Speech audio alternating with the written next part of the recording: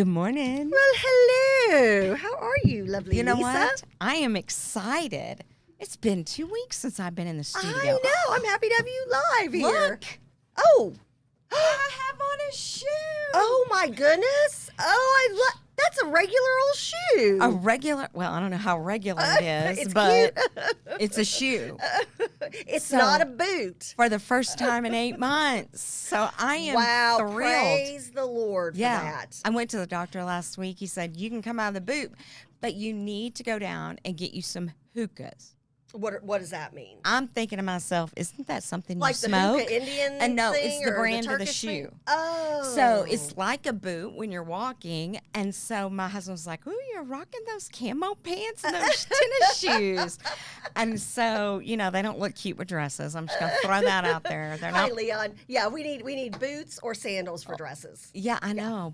But you know what? It is what it is. But And I hey, am you've got the tennis shoe. grateful. I am so happy to see that on your foot. And for those of you who are just tuning in for the first time, and Lathan's like, oh, of course, Kathy invites me onto a show and said, it's okay that it's called Heart and Soul of Texas Women.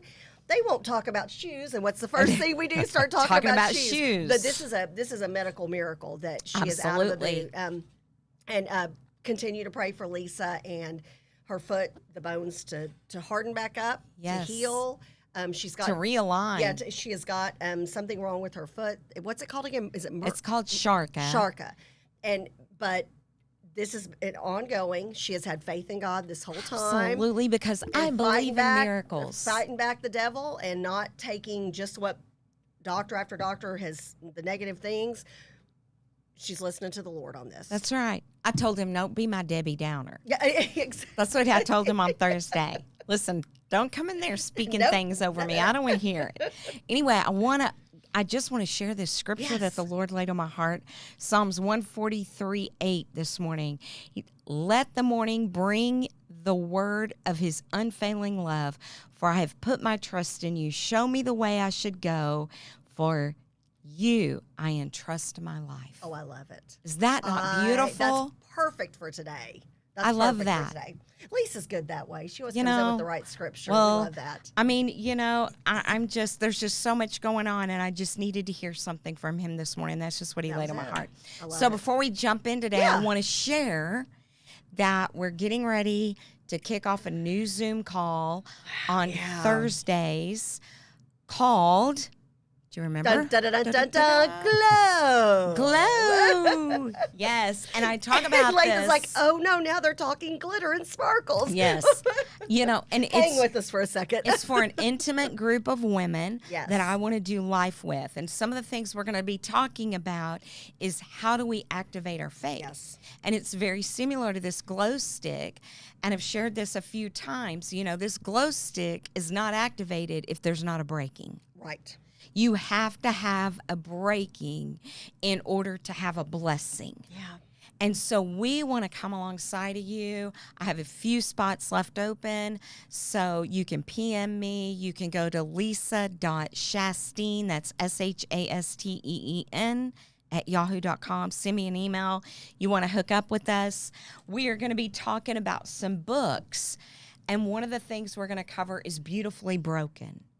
Right? Oh, okay. What does it look like to be broken, and how can there be beauty in that so that you can have a blessing in that? We're going to be talking about how do women rise up in the kingdom. And so there's so many things that we're going to be talking about. We're going to be talking about prayer shawls. And Lisa is so good to me. And so when we talk about that, I'm going to show you a gift she We're gave to me. talking about it right now. Oh, well, awesome. Here well, we then, go. okay, we have a then guest to I bring can on. We got to show get all this this. other stuff out of the way. All right, So- Brett, can you get, well, let me see. I can. This beautiful prayer cloth in Israel is from Israel, and just to be able to surround yourself during your prayer time I love and this. encompass God in ways you've never experienced. And Some of my best gifts have come from you, Lisa. I need you to know. Aw, thank you. And I mean that. You're welcome. Thank you. And Lisa, those of you who have been with us for almost a year now, this And is can you believe it? crazy. I feel like October I've known 1st. Lisa my whole life. God is so good. When you pray and you ask for good people to be in your life and you cut toxic people out, God's good. Well, you know, I mean, shared Lisa's with so you. good to me. I shared with you this weekend, and this is so critically important, that if the seeds in your life are not anointed seeds, they're nothing more than a weed. Yeah. Right? Yep. What does a weed do to your garden? It takes over. Yeah. So get rid of the toxic things in your life. Get rid of those weeds in your life so that you can put in some anointed seeds so you can elevate your walk, your journey, and encompass the territory in which God gave you. Yeah. Well, and so I think of some of the things I was telling Lathan right before the show. You know, Lisa gave me the scripture jar, and it's personalized scripture, so it has your name. And, you know, mine's sitting right on my table in my family room where if I need to grab it, I've got it's, you know, Kathy's scriptures right there, and just pull one out. And it really, especially when you're having a tough time, it speaks to you. Then you gave me this beautiful prayer shawl, which is just beautiful. This shawl is just amazing. I'm still cannot believe I have this as a gift. Thank you. You're very welcome. And then I love my Amazing Grace earrings that you gave me, and I'll use this to transition into bringing Lathan on, because he's like, now earrings. Oh, okay. It's the heart and soul of He's got a two wife women, and 2 daughters, so right? he's good. But you gave me those Amazing Grace earrings, which I absolutely love. And Saturday, I don't wear earrings the days I do shows here. And we're at Venture X Frisco. Come up and see us. We say that, and nobody ever comes up. So please come up and see us. We're out here at Frisco, Texas. We'll give you a tour. We'll sit down and talk with you, pray with you, have a cup of coffee with you. But I don't wear earrings because I'm usually have my headsets on and off. So it's kind of a big deal when I go, oh, what earrings am I wearing today? So Saturday we went to a 9/11 event. Praying for people who are still in need and praying for our country. And I wore my Amazing Grace earrings. I thought, you know what? Those are my superpower today. I need these Amazing Grace earrings on today. So thank you. And it's not really the earrings. No, it's the message. I was like, Amazing Grace, that's what I need. That's what I need. How sweet the sound. Yep. Exactly. Yep. You can't get the any better. rich like me. Yep. Right. You can't get any better than His grace. So bring on our guest. Well, we're so excited to have with us Lathan Watts. And those of you who follow JP, Kathy, and the crew, he's a regular on our show, has been a co-host. If you listen to or watch the Christian talk radio show Point of View, you're usually on there every Friday. Pretty close. We rotate people in and out of there, so I'm usually on there once or twice a month. Yeah. Okay. Great show, and you and I have both been regulars on that show, and that's another great show. And we wanted to have Lathan on today for a few reasons. The main thing we want to talk about with him is his organization that he works for, First Liberty. And anybody who, if you, especially if you're a small church, and you feel like you don't have the funding that a larger church has, First Liberty, and I'll let him talk about this more, but it's an organization that free of charge can help you with religious liberty issues. And I think more than ever, we need it. We need it. And so if you go to a church and you're listening to us, watching us, send this to your pastor so they can learn about this. Lathan has been, oh my goodness, a dear friend of mine. I love him and his wife. He's just an amazing couple. Lathan's been a dear friend of mine, oh gosh, since we were young into politics, before we were even elected officials, way back in the day. Way back. So we're not so young anymore, but that's okay. Let's jump into this. Tell us a little bit about First Liberty. So like Kathy said, First Liberty Institute, we're a nonprofit 501c3 law firm and think tank. The only issue that we litigate is religious liberty. So our mission is to restore and protect religious liberty for all Americans. We're headquartered here in the Metroplex, Plano. We have a small office in D.C., but we handle cases all over the country. We have about 15 attorneys that work full-time in-house for First Liberty, but we have a network of attorneys who work in private practice in firms all over the country. So they volunteer their time to work with us. That's how we can take a case anywhere. They're the local counsel. We work pro hoc VJ under them. We bring the client. We bring some subject matter expertise, and that allows them to just do what they do, which is be a litigator, or if it's an appellate case, to argue the appeal. We defend people of all faiths all over the country, so long as that person is just trying to live according to what they believe in a way that's in keeping with the law and the Constitution, then we will protect their right to do so. So we've handled, probably every denomination of Christianity you can think of, and maybe one or two that you can't. Yeah. We've got a lot of Orthodox Jewish clients right now. We've handled Buddhists, Sikhs, Hindus, Muslims, a Native American sweat lodge, which I don't even really know what you call that religion, but they've got a right to practice it, so we protected it. And because number one, that's what the First Amendment requires. But for me personally, I don't feel like I deserve a right if I'm not willing to protect it for somebody else, even those with whom I disagree. Right. If I sat down and talked with every client that we have, I could probably find some theological differences. Right. However, with my last breath, I would defend their right to live according to their faith, because if they can't, I can't. And that's why it's the only issue that we litigate. And you want to be able to go and be free to, and you worship as a Christian. You believe in Jesus, and again, it's so important. And even and Lisa and I have always tried to talk to people who maybe don't have faith or who consider themselves atheist or agnostic. You never know. You plant a seed, you listen to us, don't listen to us, tuck this away, and maybe at another time in your life it'll sprout faith.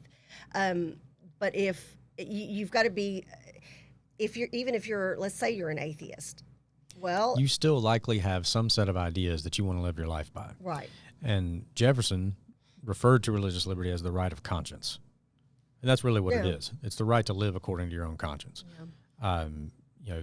The First Amendment, the first two clauses of the First Amendment protect religion. You have the Establishment Clause, there can be no official church of the United States of America, and you have the Free Exercise Clause, which is your right to live according to what you believe. Right. And we're blessed to live in really the only country in the history of the world that's founded on the idea that government exists to protect God-given liberties. That the rights that we have, the freedom we enjoy, comes from God. That the only purpose of government is to protect those rights. So as an American, you should never be put in a position of having to choose between obeying your government and obeying God. Absolutely. However, when that does happen, and when it does, that's when people come to us. And that's the only kind of case that we handle around the country. So can you share with us or give us some examples of maybe a case that you've handled where someone came to you and said, hey, my decision as a Christian, has come back and hit me in a bad way or a negative way? Yeah, so our work tends to fall into, I would say, kind of four big categories. Churches and ministries, protecting their rights to exist and do the things that they want to do in keeping with their beliefs. Schools, just because you work in a public school or you attend a public school, that does not mean that you shed your First Amendment rights when you walk onto that campus. Okay. For both students and teachers and everybody that works there. The military, we've had to defend chaplains in the military over and over and over again who are just doing what they are supposed to do. And then what we call kind of the public arena, which is just sort of the role of religion in life. So probably one of the most important cases we've won in the last couple of years, I brought some visuals. Brett, if you want to pop up the next slide there. We defended a World War I Veterans Memorial in Bladensburg, Maryland. And so down there in the corner, you can see that's a picture of the memorial. And we use this image because really it's about those men right there. So the World War I Veterans Memorial in Bladensburg, Maryland, right outside of D.C., was put up in the early 1920s, so it's nearly 100 years old. Put up by Gold Star mothers whose sons did not come back from World War I.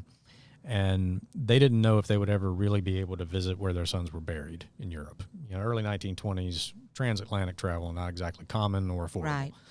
Right. Nor did they understand or know if their sons would ever be returned here to be buried here.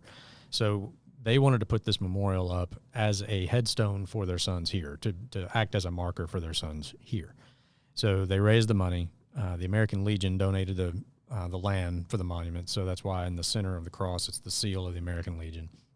And the American, the American Legion was actually our client in the case. So the memorial cross stood there from, as it was completed in the early 1920s. Early 1950s, the D.C. metro area is growing, and they were going to expand a highway. Ironically enough, it's called the Veterans Memorial Highway, and the highway was coming right at this memorial. So they didn't want to disturb the memorial, so the highway literally curves around it. So now this monument is in the median of a state highway, so the state took control of the property. Still didn't bother anybody, for 50, 60-something years, until the American Humanist Association decided that having a religious symbol on property owned by the government is somehow establishing the official church of the United States in violation of the First Amendment. So they filed a lawsuit to tear it down. We intervened on behalf of the American Legion. We won at the district court level.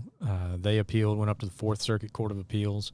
At oral argument, one of the judges on the Fourth Circuit asked, couldn't we just chop the arms off the cross? and then it wouldn't be a cross anymore. It wouldn't be a religious symbol, and then we wouldn't have to tear the whole thing down. So we heard that question. We didn't really like our chances at the Fourth Circuit. I've never in my life heard of chopping the arms off the cross. Okay. So we lost at the Fourth Circuit. Yeah, this is insane. We went to the U.S. Supreme Court, and we won by a 7-2 decision that said that not only does this monument not violate the Establishment Clause, but when you have a chance to argue at the Supreme Court, you really want to make the most of it, because it's a rare opportunity. Right. And there's an old decision by the Supreme Court called Lemon versus Kurtzman that had made the Establishment Clause law just so convoluted and complex that it became known as the Lemon test. It was how judges are supposed to analyze Establishment Clause cases, and it became this test that nothing could pass. It's very subjective. Law professors and judges love 3-part tests, so it's a 3-part test. And so we argued at the Supreme Court, not only should you say that the Bladensburg Memorial doesn't violate the Establishment Clause, but you should get rid of this Lemon test, because it's impossible to understand. It's created more confusion than it's ever solved. And so by 7-2, the Supreme Court said the Bladensburg World War I Memorial does not violate the Establishment Clause. That's a big win. The American Legion's already identified, I think, 3,000 memorials around the country that are safe now. But by a 5-4 decision, they also said, we're no longer going to use Lemon to analyze these kinds of cases. From now on, if the monument or the symbol or the practice is in keeping with the history and tradition of this country, it is now presumed constitutional. And that is, this is a lawyer joke, pardon the pun, a monumental shift in the court's thinking on how they look at these cases. And we saw immediate results. Within weeks, there was a police officer's memorial in South Carolina that had been removed because it included a prayer. It was put back. There was the county seal in Lehigh County, Pennsylvania, was being challenged because it has different symbols from the history of the county, one of which was a cross, and it was under threat of having that removed. They put it back.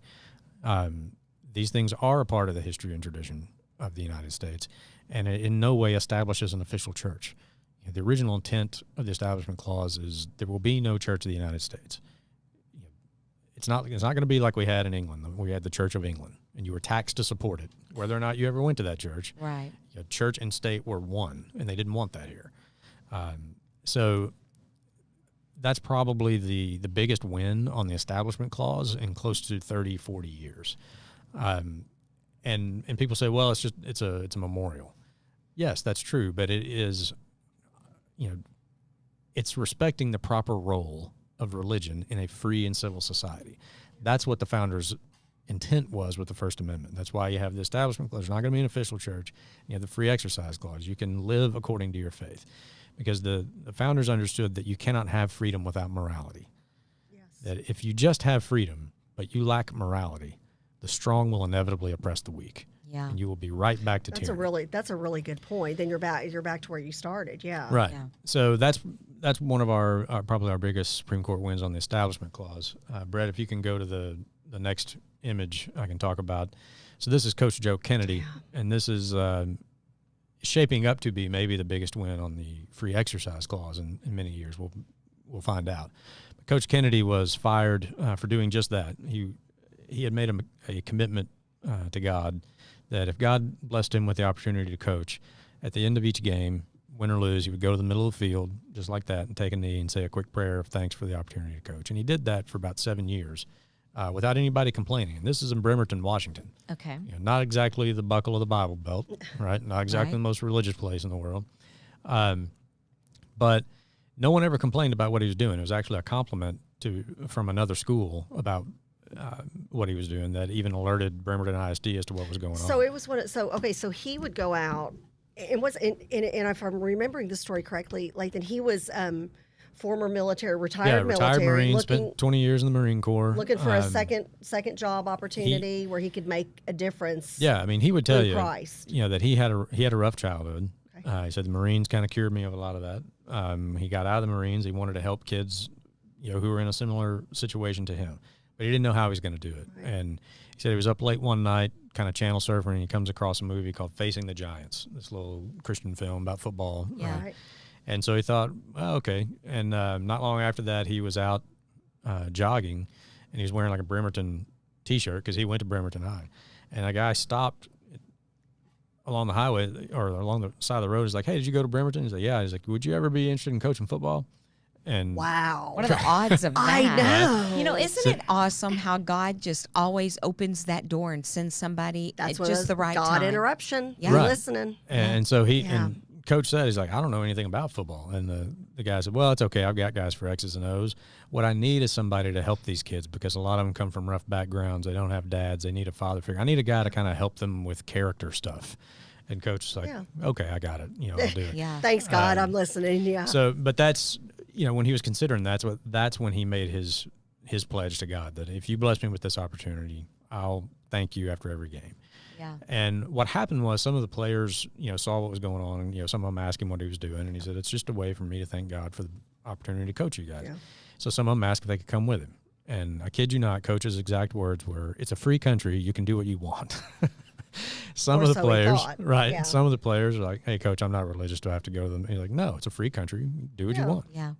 So because some people started coming with him, after he would say his silent prayer, when he stood up, if there were people still around, he would just give this kind of impromptu pep talk to whoever was left. Yeah. And it became very popular. In fact, even some of the other teams started sticking around. Oh, wow. Wow. And that's how the school district found out. It was a compliment from one of the other teams about what he was doing that alerted the school district. And so they had initially told him, you cannot pray with the players. And he was like, it's all right. It was my commitment. Really, he's like, they'll probably be disappointed, but that's okay. I understand where you're coming from. Then they came back to him later. But he had made that promise to God, and he was not going to go back. And it was his individual commitment. Exactly. Yeah. Which is why when they initially told him, you can't pray with the players around there, he was like, I don't like it, but I understand where you're coming from. Right. And this gets into a big issue in constitutional law related to religious liberty. Government has gone so far out of its way trying not to violate the Establishment Clause that they end up violating the Free Exercise Clause. Because what the school district was doing, they were doing because they thought this would get them in trouble because school district is government and he works for government and this is a religious activity or religious speech, and that would somehow run afoul of the Establishment Clause. So, he says, like, look, I understand where you're coming from. I don't necessarily agree, but that's all right. But then they came back and said, you can't pray at all. Oh, that's a whole nother. That's a whole nother, exactly. Yeah. And he basically, politely said, I made a commitment to an authority higher than you, and I'm going to do what I have to do. You do what you have to do. And God bless him. He would tell you if he was sitting right here, because I've been with Coach many times, that after the game, after they had that conversation, they tried to work, and it just wasn't. The game was over. I walked to the middle of the field. He waited until the players went over to sing the fight song with the band, so none of them would be tempted to come with him and get themselves in trouble. And he said, I knew as I was walking in the middle of the field, I would never be on this football field again. And but that goes back to if you don't stand for something, you're going to fall for anything. Amen. Right? That's so true. And he took a stand for what he believed. Right. Which you have, and that's what God looks at. He looks at the heart of the man. Right. I love that. Yeah. Well, and that's the thing. He made this promise to God. He knew it was because of God. I mean, what are the odds of him, after he sees this Christian football movie, right, again, and that's why I wanted you to talk about his background. This wasn't somebody who went to school or who was big, like, oh, so I'm going to be a football coach. He's jogging, and somebody stops him. You know, That's I God. want to say this. I heard this weekend, and it was just so profound to me. Somebody was sharing in a conference that I was in about how the enemy entangles us.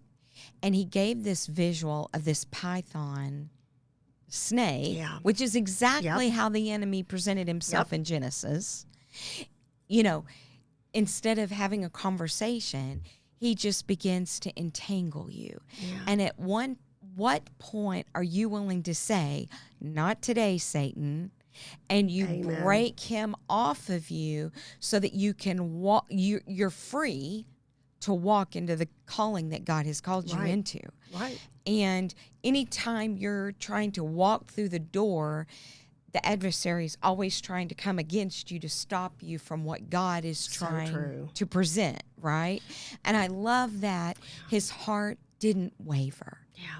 He stood. And it hasn't been easy for he and his. Oh my goodness, I never can't is. even imagine financially and right. I mean, he had to find another career-wise. job. He hasn't coached in 5 years. At the time, And that's what he loved, and he made a difference with those kids. That's what's so heartbreaking. And I mean, Coach is a Marine. He was never going to quit, right? I mean, Marines don't quit on anything, right? But I mean, I know because I've talked with him. I know it was personally hard for him because he felt like I'm not going to be able to be a part of these kids' lives anymore. He still found a way, but what he said was, what it came down to me is I always tell these guys never quit.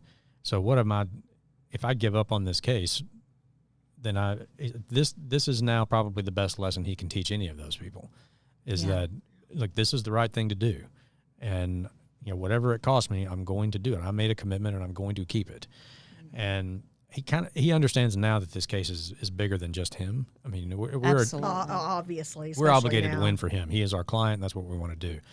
But this now has the opportunity to correct another really bad Supreme Court decision on the free exercise clause called Employment Division versus Smith, which is roughly 30 years old, and that decision has really made it almost impossible to win a free exercise case because. What it did was it basically, without getting too much into legalese, it kind of lowered the bar of scrutiny by the court on actions that impinge upon religious freedom. Right. And it lowered it so low that it's really easy for the government to win. It's very difficult for the person claiming a free exercise right to win. So we have, we'll be filing his appeal at the Supreme Court, actually I think this week. And if they decide to take it, it would likely be because they understand his case could be a vehicle to not only say, look, he has the right to do this, but also Employment Division versus Smith was wrong, and we need to get rid of it. We need to go back to the way we used to look at free exercise claims, which is the absolute highest level of scrutiny by the court, which it should be. It should be very difficult for the government to infringe upon you living according to your faith. Right. Even if you work for the government. Right. Almost, especially if you work for the government. Really. Right. Oh, yeah. But in all aspects of life, that's what free exercise is about. It's about living according to your faith in every part of your life. If you hear someone, which means your job. I remember being a high school teacher. I prayed. When I was in the school cafeteria over the teacher's table, where all the kids could see where we were sitting, and I would always pray. And I just think I needed that prayer because I was praying for specific kids of mine, students who were in need. I was praying, Lord, help me do the right thing for these kids as I get through the rest of the day. And this was before I was a mom and I was a senior high teacher and I wasn't much older than them. So I was always asking for prayer, like, Lord, I'm not much older than these kids. Help me through the day. What do I do to set a good example for them? And I can't imagine if somebody said, no, sorry, you're not going to be able to do that. Or terminate you. Yes. Right. Because I prayed at lunch. Yeah. Well, when we took this case, the Ninth Circuit's opinion actually said if you work for government, in this case a school district, and you do anything religious where you can be seen doing it, you are violating the Establishment Clause, and you can't do it. And that would include if you were just a silent by yourself prayer. Yeah, I mean, if you were an elementary school teacher and you're on lunchroom duty and you're sitting there praying And over yeah, your yeah. meal, and you make the sign of the cross over the meal. According to the which I Ninth do, Circuit, yeah. you cannot do that. No, see, that's unacceptable. And it's Yeah. and it's nonsense. It is. It's, It is. Yeah, it is a complete departure from what was intended by the First Amendment, which is why we do the kind of cases we do. Right. I brought Brett, if you can go ahead to the next image. And great job, Brett, with all these Yes, all thank our you very stuff today. much. I love it. So this is Melissa Klein. She and her yeah. husband lived in Oregon, had Sweet Cakes by Melissa was the name of their family business. They lost that business because a same-sex couple asked them to custom design a wedding cake, and they explained because of their beliefs on marriage that they couldn't participate in their wedding, that they could serve them on other occasions. They just couldn't do this. Plenty of other bakeries And that were didn't happy. they refer them to other bakeries who were Yeah, I mean, they're right down the street? Hey, so and so will do this for you. But that wasn't good enough, so the couple filed a complaint with the Oregon Bureau of Labor and Industry, who assessed the largest financial penalty they had ever assessed against someone, $135,000 fine, which bankrupted their business, and they no longer have this business. Now, we took their case, we went up to the Supreme Court. It's a very similar fact pattern to a decision the Supreme Court had already made called the Masterpiece Cake Shop case out of Colorado. So the Supreme Court vacated the Oregon court's decision and sent it back, basically stapled a copy of the Masterpiece decision. It was like, hey, you guys need to do this again. We re-argued it in the Oregon state court, and we're now waiting on them to issue an opinion.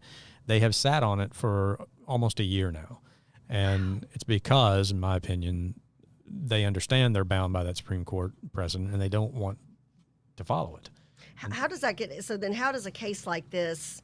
And again, this is, and we'll put your First Liberties link. Y'all work strictly on donations. So, Coach Kennedy, again, while this has been a financially draining case for him, y'all have not charged him anything. Right. No client ever gets a bill. The bakers, nothing Right. with their case who own the bakery, nothing with the cross. No one ever Right. pays for any of your services. So, if you're able to make a donation to First Liberty, that's greatly appreciated, because the precedents that these cases set protect all of Everybody. us. Right. That's, like with Coach Kennedy's case. If the Supreme Court takes that case and uses it as a vehicle to fix Employment Division versus Smith, we will all have more religious freedom in this country than we've ever had, because it will raise that bar of scrutiny towards government action back to where it should be, and Right. it will be much more difficult for government to do things like this. Right. And like I said, I mean, that's the purpose of the First Amendment, is to protect the proper role of religion in a free civil society. You can't have a free and civil society without a basis of morality. I mean, John Adams said this Constitution was written for a moral and religious people. It is wholly inadequate to the government of any other. And where does that common sense of morality come from? You learn it first in the home and then in the church. Yeah. Yeah. So yeah. that's why, in the last couple of years, we have been extremely busy during the pandemic protecting the right of churches to gather and have worship services. Yeah. Everything from, we filed the very first lawsuit in the country during the pandemic on this issue, sued the governor of Kentucky, and his attorney general actually joined the lawsuit with us and sued the governor. Oh, wow. So we won. But one of our cases during the pandemic was in little Greenville, Mississippi. A little church was doing parking lot church. Right. So everybody was outside. Everybody in their cars, socially distancing. stayed in their cars. Oh, okay. The pastor was out there, a either speaking loud or with a microphone bullhorn. Okay. And the mayor sent the police. There were more police cars in the parking lot than there were church people. That's unreal. And again, nobody's violating any social distancing. Even the cars were socially distanced. There were like spaces between the cars. And it wasn't like, even because I remember when I first heard about this, I thought, oh, well, they must have been like everybody brought their lawn chairs and everybody was sitting in a circle near each other. That wasn't the case. It was one family unit in a car. So they were in complete compliance with what the CDC recommendations were at the time. Yeah.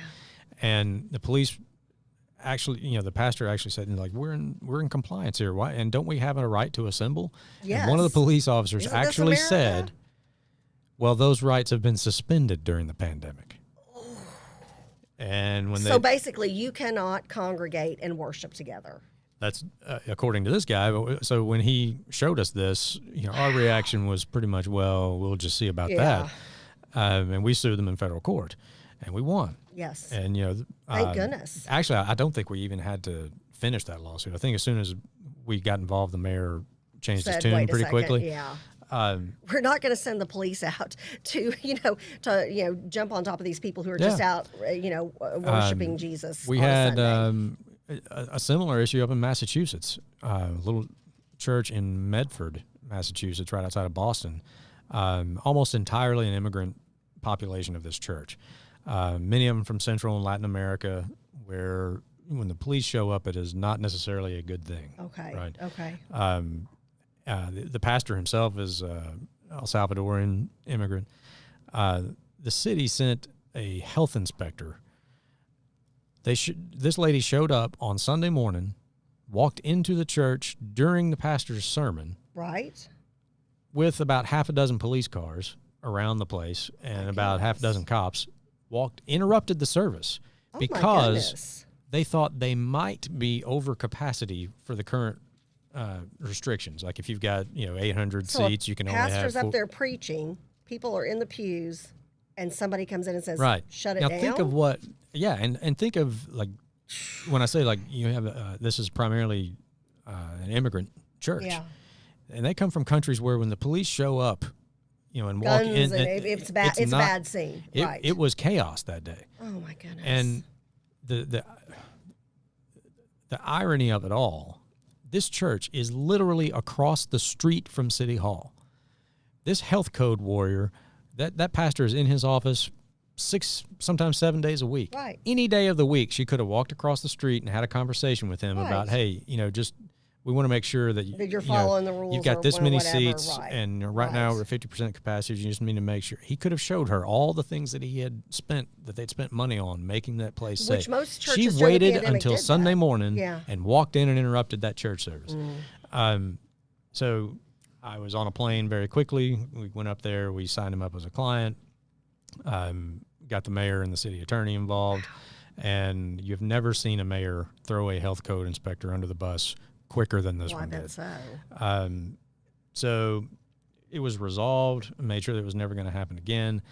And our request was that same health code warrior show up the next Sunday morning and make her apology just as public as she did interrupting the service. Oh, good for y'all. Yeah. So this is what I mean, like when we protect churches and ministries. It's everything from stuff like that in the pandemic, or Duncanville Baptist Church. The city tried to take their property to expand a firehouse, even though there was other property available. That's an eminent domain case. That's a property rights case, but it's still religious liberty because that property belonged to the church. We intervened. The church found some other property. Yep. It's the church or the government. The government. I'm sorry. Yeah, the government found some other property to use, so that the church can keep their property. Right. So it's. I tell churches all the time when I speak to them, I was like, our ministry is to protect your ministry. Yes. And I don't just mean like you, the church. I mean you, the individual. Because when people of faith live according to their faith in all aspects of their life gets better for everybody else. Right. When government does this sort of thing, it's not just the ministry that suffers. It's the people that ministry works for that suffer. Right. Yeah. Like there was a Supreme Court case just recently in this term, Fulton versus Philadelphia. The city of Philadelphia had contracted with Catholic Social Services in order to help evaluate families to get kids into foster homes or to get kids adopted. The city of Philadelphia was somehow shocked that Catholic Social Services is devout Catholic and would not place a child. Did the name not give it away? So they wouldn't place a child in a same-sex home, same-sex couple's home. Went all the way to the Supreme Court. Supreme Court 9-0. 9-0 says City of Philadelphia, you can't do that. You can't ask Catholic Social Services, because what they did was they were going to cancel their contract to do this work for the city. Right. Like you cannot make Catholic Social Services choose between working with you and being Catholic. You can't do that. Right. 9-0 by the Supreme Court. But had they lost, who would have suffered the most? There would have been fewer kids adopted. All those kids, right? Yeah. Right, there would have been and again, that's the Catholic religions. That's their choice to place children in homes that they see fit. I'm sure probably one of the requirements was also that you've got a Catholic husband and a Catholic wife. You've got, it's one of those things when you start taking away the liberties of one church, it does impact us individually. And I know we've got a few other things we want to talk to you about. Like we just had 9/11. We absolutely want to make sure everybody's still praying for those who are still suffering from 9/11, which was 20 years ago, and it still impacts us to this day. But let's talk about something else right now that's real, and we've had tons of folks ask about this, and that is the government mandating for companies that are over 100 employees that the individuals must have to get a vaccine or they lose their job, because there's a lot of people filing religious exemptions. Right. And y'all have got a real easy template for that. I'm going to put that on one of our social media feeds. Yeah. Or can I add to that? What about a student who's going to nursing school and told that in order for you to be enrolled in the program, you have to have the vaccine before school starts, or you can't enroll in our program? She should request a religious exemption. She did, and it was declined. Okay. Every individual case is, there are no two cases are alike, I guess I should say. That's why we ask people, if they want our help, to go to our website, firstliberty.org. At the top of the page, there's a button that says Get Legal Help, and it's a little form for you to tell us kind of what happened. Okay. And we'll get back in touch with you. I'll send you a link for that. Yeah. It's just interesting because I know for us, we're going through the same process, and depending on the school that you visit, they all have different circumstance. Right. And the school doesn't necessarily, some schools are all for it, some schools aren't. But the reality is, in order to do your clinicals, which is in the hospitals, the hospitals are requiring it. So that's why we are seeing so many students that aren't going forward with their calling or degree because of the fact that they really don't. And it's not that at some point they don't want to be vaccinated. They just don't feel like they have enough information to make that decision. And I think that's where a lot of people are right now. Yeah. That, if you did, and this is why we ask people, to fill out that form for us. We put together a resource for people. It's free on our website. And it's basically a template that you can use to kind of request a religious exemption. And it's because we're inundated. We got thousands of phone calls. We can't take them all. Right. And we have to be careful about and be selective about the kind of case that we take, because if you rush into court with bad facts or in the wrong jurisdiction and lose, you're going to create a precedent that applies much bigger than just that one case. Right. So somebody that doesn't want to, there's a difference between I don't want to get this vaccine because I don't have enough information, and I don't want to get this vaccine because I have religious convictions that say I cannot get this vaccine. Right. So if you're in the latter group, that's something we can help with. That's a religious liberty issue. We only engage on religious liberty issues. But we created a template. Like I said, it's free on our website. You can use that, adapt it to your own situation, request your exemption. Then if that exemption request is denied, then come back and get in contact with us and fill out the legal help tab. And the reason we're filtering everybody to that, not trying to be bureaucratic, it's just we cannot take all the phone calls. Right. There's just not enough hours in the day, not enough people. And that little form helps us to track all the communication so that something doesn't get missed.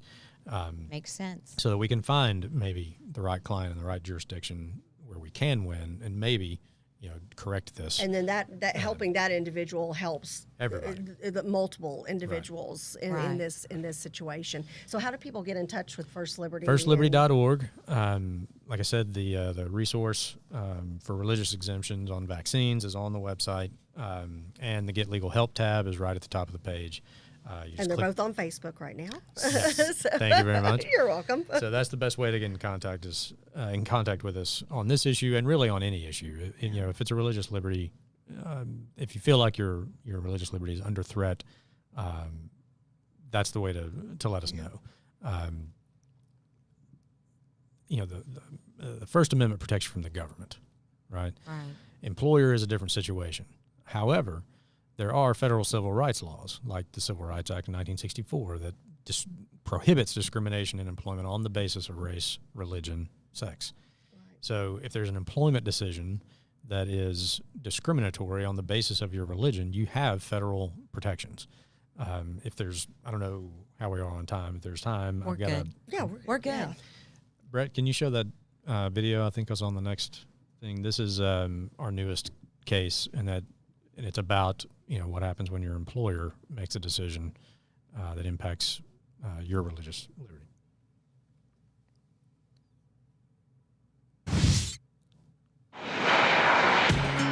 Lacey Smith loved being a flight attendant. The job was a perfect fit for her personality and her faith. I mean, there's, of course, adventure that's a part of it. There were so many places that I got to explore that I wouldn't have otherwise. And in the same way, that's the same thing with the people, right? You just have so many different people. And so just kind of being there and serving in a way, when you think of, Jesus and the servant leadership, just being able to serve in a way that just met their need where they were at. She worked for Alaska Airlines, a woke corporation, so she was not surprised when a notice appeared on an employee-only page. So it just caught my eye because they had just posted it, and the title was Alaska Supports the Equality Act. H.R. 5, the Equality Act. That is a deceptively named bill in Congress. The large print may trumpet equality, but the fine print destroys important legal protections for people of faith. What we're seeing now in the name of equality for people is equality for some, right? That it's believe what I want you to believe or you're canceled. So she posted a comment. As a company, do you think it's possible to regulate morality? And that's all she wrote, but there was a great deal of thought behind it. In terms of regulating morality, laws are all about regulation. That's what they do. We're regulating behavior. Morality, when you break it down, is just what is right? What is wrong, the idea behind that. As a Christian, my morality comes from God. She says first the airline wrote a response to her comment. Then they deleted it. Then they paused her work schedule. Then there was a meeting. Then they fired her for her faith. They said that by my asking the question, I was such a bad person that it merited firing me from my job. And I think that that's the hard part about it, that, what do people get fired for, right? Like, they get fired for being, not caring, incompetent, lazy, whatever. And mine had nothing to do with performance. It had everything to do with my character. And that's what they fired me for, that they said my character was so bad that I shouldn't work there anymore. And the ultimate irony, what Alaska Airlines did perfectly illustrates why Lacey had questions about the so-called Equality Act. I have the freedom to be who I want, unless apparently I work for Alaska Airlines. And then all of a sudden I no longer have the freedom to be who I am, because in order to keep my job, I now have to agree with everything that the company is saying and doing. When we are determined about things, and when we make up our mind about something, when we know that we know that we know, I think that it allows us that courage. Here's what you need to know. Alaska Airlines engaged in blatant discrimination against Lacey Smith. Alaska's actions violate both federal and state civil rights laws for firing Lacey because of her religious beliefs. This case is critically important to Lacey, but you know what? It's also critically important to millions of Americans who work in corporate America, who are faced with corporate wokeism and being subject to being canceled because of their religious beliefs. In America, discrimination doesn't fly. Wow. God bless her. God bless her. She needs prayers, because Absolutely. she's a bad person because she believes in God and she follows Christ. I mean, And when they posted this that on make you a their bad person? on their company intranet, when they posted this thing about Alaska Airlines is all in on the Equality Act, they solicited feedback. They asked for employees to comment, and she did. And her question, is pretty benign. Do you think it's possible to regulate morality? Their response was that speaking about sexual orientation and gender identity in terms of morality is discriminatory. And they fired her for discrimination. Now, just like, my boss, Jeff Mateer, on there said, this is a blatant violation of federal and state civil rights laws, because she asked that question out of her religious beliefs. That's why she's not in support of the Equality Act. It has nothing to do with, how she feels about, other things. It is her religious beliefs on issues of sexual orientation, gender, all of these other things, which that law would really gut protections for people of faith who hold those views, and they're pretty common across a lot of faiths. Right. That prompted her to respond to a post that they asked for responses. I was going to say they solicited Yeah. exactly. comments. That's where I'm confused. Well, if you don't want feedback, don't ask for it. Right. So they fired her and another flight attendant, almost the exact same thing. Posted a question. They didn't like her question either. So we represent both of them. We filed 2 separate charges of discrimination with the federal EEOC. So we'll wait to see how the EEOC deals with it, and then we'll move on from there. But this sort of cancel culture environment will only ever stop if people are willing to stand up and say no. Right. And I think this is one of those times where people, you've got to stand up for your faith now more than ever. If you're not willing to stand up, the devil's just going to get a bigger hold. And the devil has all kinds of vehicles right now against those people of faith. And you've got to be aware of that. Something the pastor said Sunday, and I'm just paraphrasing. First of all, he said, do not underestimate, and I thought about you, Lisa, and I've mentioned this before. Lisa's become a Christian mentor to me. And when he said this, I thought, this is Lisa. This is some of the stuff you've talked about on the show.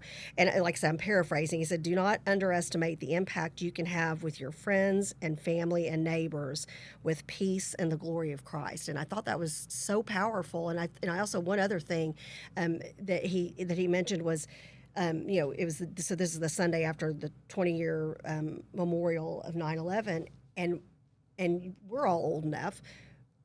Do you remember the churches were overflowing the Sunday after 9/11? Literally, churches were busting at the seams. And he said, as Christians, let's think about this.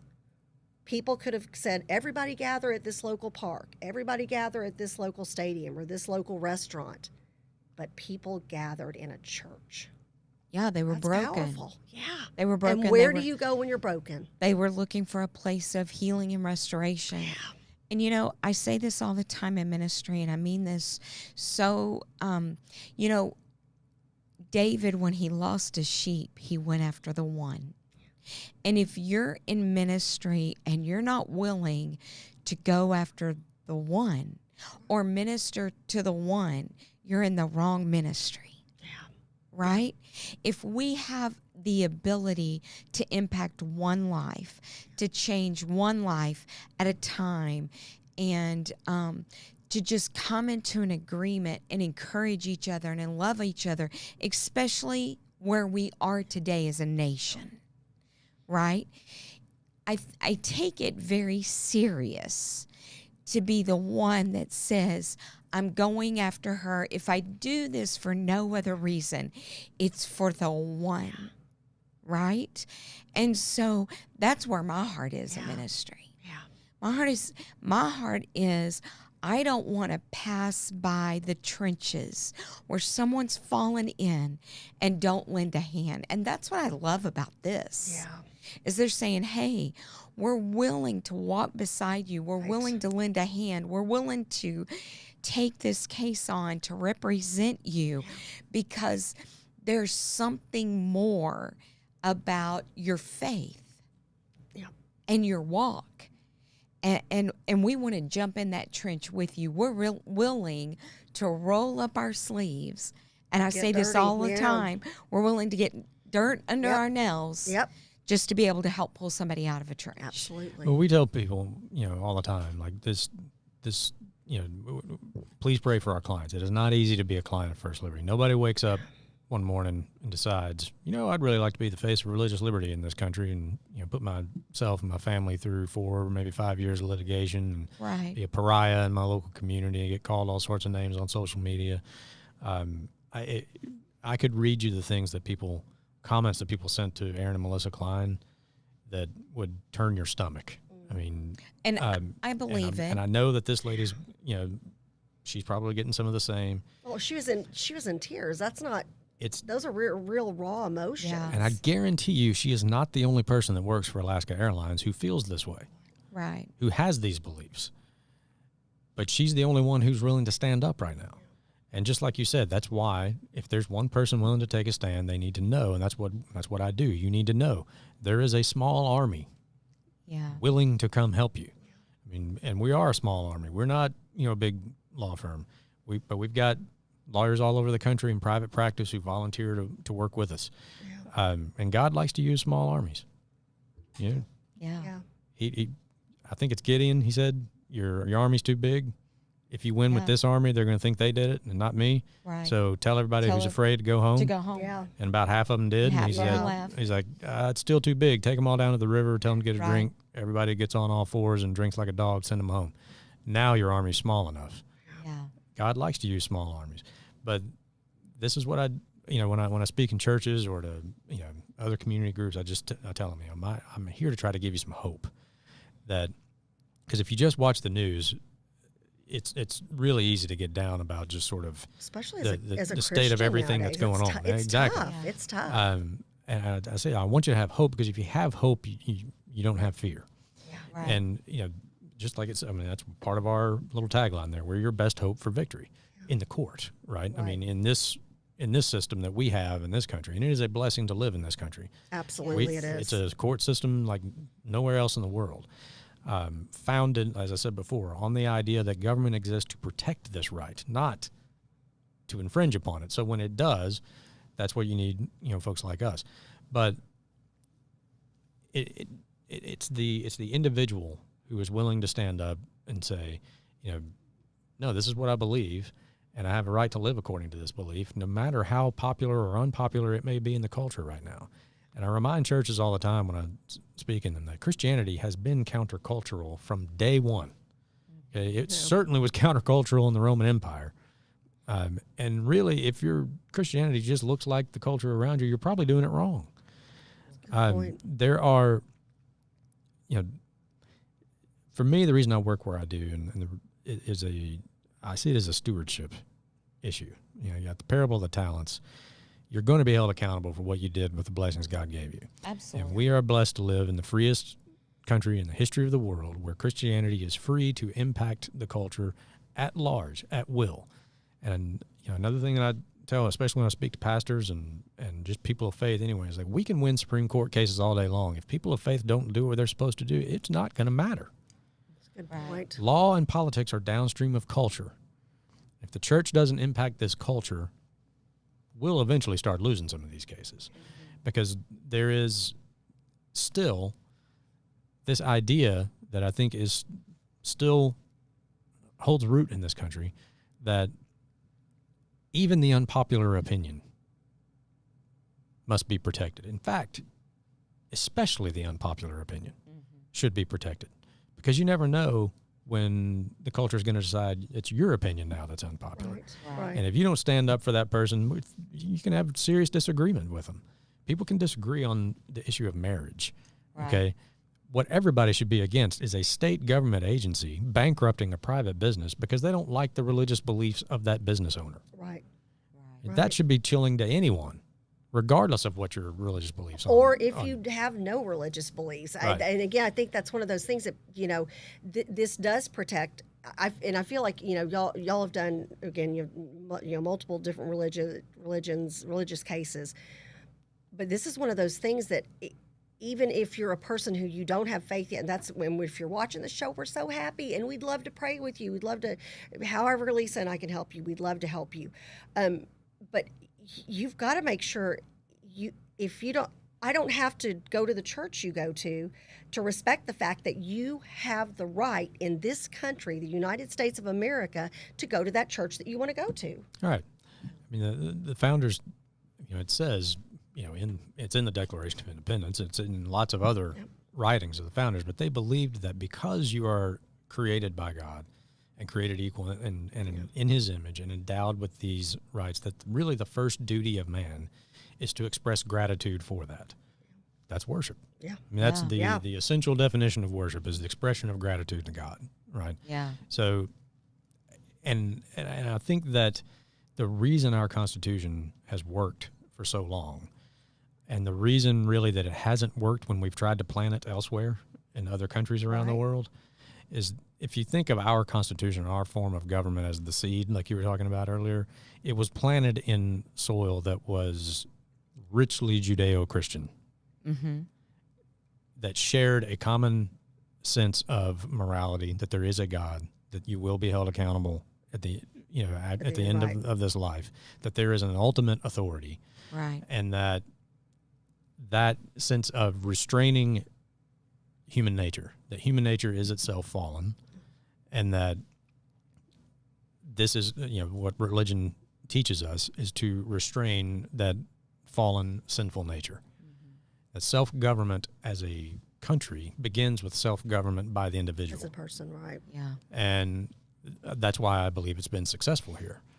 That's what we are trying to preserve Wow. with the work that we do. So Powerful, good, such so good good. work. Thank Yeah. you so much for coming on Great today and information, sharing Lathan, your yeah. heart and allowing us to be a part of giving, right? Right. And praying for Right. these people, praying for these clients, because you're right. It's not an easy place to say, hey, throw me out there on the forefront. I'll do it. Right? I think the biggest decision we have in life is to say, God, I will do whatever you call me to do. I say yes. So if this is what you have for me, I'm willing to say yes to it. But that doesn't make it easy. That doesn't mean you're not going to be faced with many, many challenges. So we are definitely going to be praying for First Liberty for these Right. clients. Absolutely. And we appreciate you coming on today and just sharing Happy to with do it. us. And so we always ask our guests to take us out in prayer. Would you be willing Certainly. to do that for us today? Father in heaven, thank you for this day, all the ways that you blessed each of us. Thank you for the blessing of living in a country as free as we are. We're free to worship you in any way that we see fit, and in keeping with what we think that you want us to do. Father, I ask your blessings on all of our clients who have taken the stand that they have in order not just to protect themselves, but for others. I ask that you would bless those of us that our attorneys that work for us, keep them healthy and keep their families safe, and all of the attorneys that that work for us out there in private practice, that they'll continue to be able to do that in a culture sometimes that doesn't want them to. Lord, thank you for the opportunity to work for these people, for these clients. Bless them all. Forgive us when we fail you. I ask all this in Christ's name. Amen. Amen. Thank you so much. You guys have a great rest of the day, an amazing week, and we look forward Healthy, to safe, seeing and you blessed. next Yeah. Monday. Bye. Bye, y'all. Love y'all.